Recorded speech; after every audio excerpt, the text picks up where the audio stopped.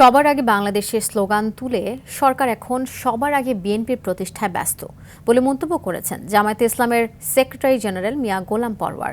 বলেন, অবাধ দুর্নীতি নিশ্চিত করতেই রাষ্ট্রীয় বিভিন্ন প্রতিষ্ঠানে দলীয় লোকজনদের নিয়োগ দিচ্ছে সরকার।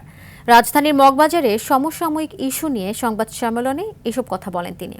বলেন, গণভোটের রায় বাস্তবায়ন না করে প্রতিশ্রুতি ভঙ্গ বিএনপি। সংবাদ সম্মেলনে জামায়াতে ইসলামের সহকারী সেক্রেটারি জেনারেল হামিদুর রহমান আজাদ অভিযোগ করেন, আইনশৃঙ্খলা বাহিনীর চরম অবনতির কারণে ঢাকা শহরে বিভিন্ন স্থানে এখন উন্মুক্ত লাশ পাওয়া যাচ্ছে। আজকে আমরা জামায়াত ইসলামের পক্ষ থেকে এমন একটা বিষয় আপনাদের উপস্থাপন করব, সেটা হচ্ছে নির্লজ্জভাবে দলীয়করণ। প্রশাসনের বিভিন্ন পদে, সাংবিধানিক পদে, প্রশাসনিক পদে, সংবিধিবদ্ধ পদে, সরকারি বেসরকারি স্বায়ত্তশাসিত,